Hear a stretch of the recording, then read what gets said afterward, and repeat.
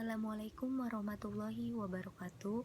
Alhamdulillahirabbil alamin wa bihi nasta'in wa ala umuri dunya waddin. Wassalatu wassalamu ala asrofil anbiya'i wal mursalin wa ala alihi washabihi ajmain amma ba'du. Yang pertama kita panjatkan puji syukur kehadirat Allah Subhanahu wa taala yang telah memberikan nikmat sehat, nikmat rezeki kepada kita dan juga kepada baginda kita Nabi Muhammad sallallahu alaihi wasallam.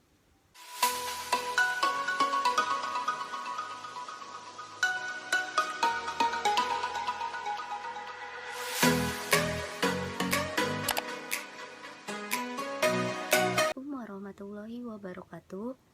Halo guys, gimana nih kabarnya selama berada di rumah aja? Semoga kalian pada sehat ya dan tetap semangat ngejalanin aktivitasnya. Sebelumnya perkenalkan, nama aku Siti Konita Lutfila dari Fakultas Psikologi Universitas Muhammadiyah Profesor Dr. Hamka. Di sini aku akan ngejelasin tentang bipolar. Kalian tahu gak sih bipolar itu apa? Atau kalian pernah dengar bipolar itu apa?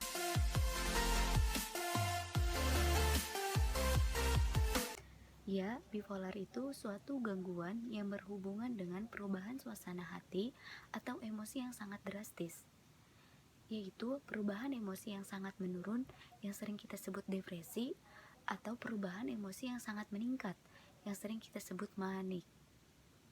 Yang pertama, aku akan ngebahas tentang perubahan emosi yang sangat menurun, yaitu depresi.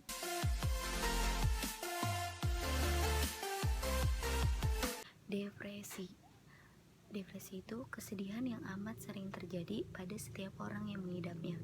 Kak, gimana sih ciri-ciri orang yang terkena depresi?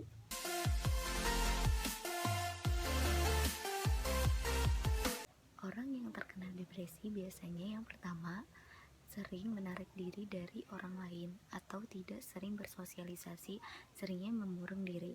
Yang kedua, kurangnya minat dan kesenangan dalam mengerjakan aktivitas sehari-hari. Yang ketiga, sering merasakan bersalah atau tidak berarti atau tidak berguna. Oke, yang keempat, biasanya orang yang terkena depresi mengalami gangguan pada makan dan tidur. Yang kelima, orang yang terkena depresi biasanya memikirkan kematian yang berulang-ulang.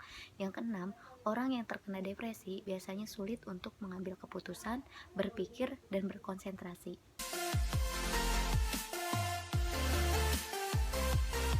Ya, selanjutnya yaitu manik. Kak, manik itu apa sih? Manik itu kesenangan yang amat sangat dan tidak beralasan. Kak, gimana sih ciri-ciri orang yang terkena manik?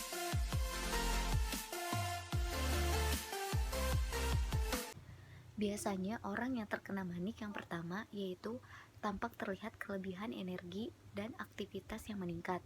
Yang kedua, orang yang terkena manik biasanya banyak berbicara dan cepat, feel of ideals. Yang ketiga, orang yang terkena manik perhatiannya mudah teralih. Yang keempat yaitu tidak mampu mengelola uang atau boros.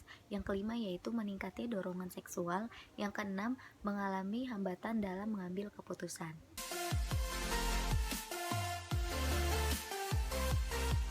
Di dalam depresi dan manik terdapat 4 episode. Yang pertama yaitu episode depresi, yang kedua episode manik, yang ketiga episode campuran, yang keempat yaitu episode hipomanik. Episode depresi, seseorang disebut depresi ketika memenuhi kriteria depresi yang telah tadi saya sebutkan 5 atau lebih selama 2 minggu.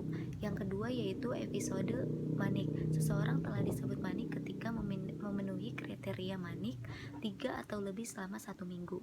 Yang ketiga yaitu episode campuran, seseorang telah disebut episode campuran ketika memiliki kriteria manik dan depresi selama 1 minggu. Yang keempat yaitu episode hipomanik, seseorang telah disebut memasuki hipomanik ketika memiliki kriteria manik 3 atau lebih selama 4 hari.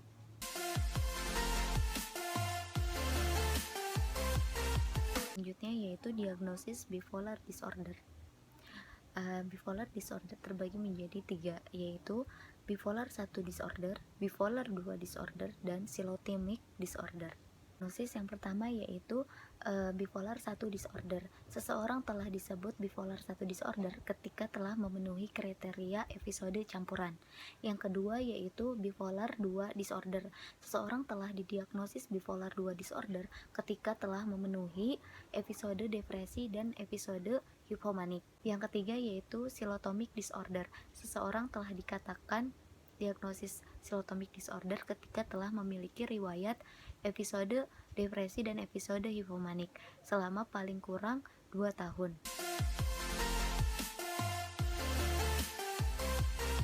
Selanjutnya, jika ada teman kalian atau sahabat kalian atau kerabat kalian yang terkena bipolar, sebaiknya dibawa ke pihak yang berwajib seperti dokter, psikologis, agar mereka dapat penanganan yang lebih baik, yaitu seperti terapi-terapi yang telah ditentukan. Cukup sekian video dari saya, kurang lebihnya mohon maaf. Karena yang sepenuhnya milik Allah. Wabillahi taufiq wal hidayah. Wassalamualaikum warahmatullahi wabarakatuh.